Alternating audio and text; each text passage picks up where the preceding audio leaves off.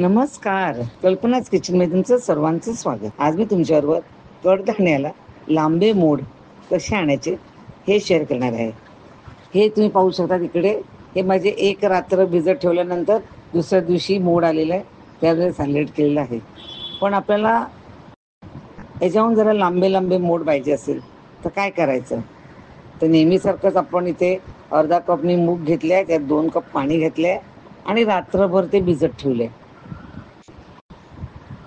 रात्री हे बघा इथे असं क्लिअर दिसते आणि सकाळी त्याचं बघा कसं दिसते, सकाळचं गडोळ दिसते. तर आता हे पाण्यातून काढून घ्यायचे आपण, स्वच्छ चांगले परत धुवायचे ते.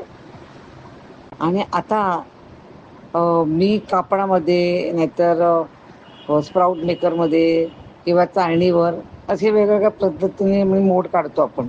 पण आजचं वेगळं मोड काढण्याची पद्धत आपण शेअर करणार आहे मी. तिकडे मी तुम्ही पाहू शकता एक पसरट भांडं घेतलं आहे. त्याच्यात दुसरं आणखीन हे पॉट घेतलं, आपलं कुंड्या असतात ना, स्वच्छ असं प्लॅस्टिकचं मी घेतलेलं आहे आणि त्याला होल्स पाहिजेत ऑफकोर्स. आता ह्याच्यावर ते ठेवायचं पॉटवर आणि आपण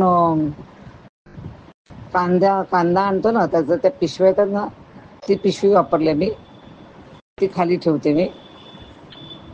आणि त्याच्यावर आपलं पेपर नॅपकिन ते स्प्रेड करायचं आणि मग ते मूग आपले भिजवलेले मूग घालायचे.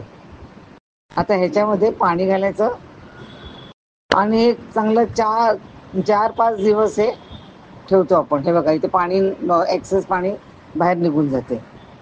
आता तरी पण ते मोड कसे येणार लांबे?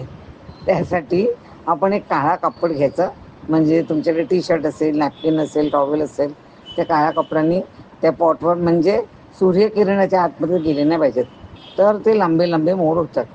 हां, आणि एका बाजूला करून ठेवायचे. बरं, 3 तासानंतर तरी जमल्यास, तुम्हाला जसे चांगले मोड पाहिजेत त्याच्यावरती मेहनतीवरचं हे आहे प्रपोर्शन. तुम्ही 3 तासानंतर केलात किंवा फक्त 2च वेळात केलं, त्याप्रमाणे तुम्हाला मोड मिळतील लांब. हां, इथे 3 तासानंतर असं मोड हे केलं ना, पाणी घातलं ना, तर ते मोड तुमचे वाढायला लागते. बघा ते ऑलरेडी आपल्याला छान दिसतंय मोड आलेला. आणि हे आपण कच्चे पण खाऊ शकतो. हां, म्हणजे लांबे केल्यावर ना लहान मुलांना तर अतिशय ते आवडतं. हे बघा,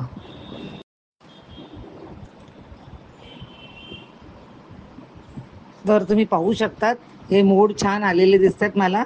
आता हे 3 दिवस झालेले मोड आहेत. आपल्याला अजून चांगले ते लांबे लांबे पाहिजेत, म्हणून मी परत त्याच्यावर थोडंसं पाणी शिंपडणार आणि न विसरता ते काळं कापड किंवा नॅपकिन ठेवायचं, म्हणजे ते सूर्यकिरण याच्यामध्ये जायला नाही पाहिजे.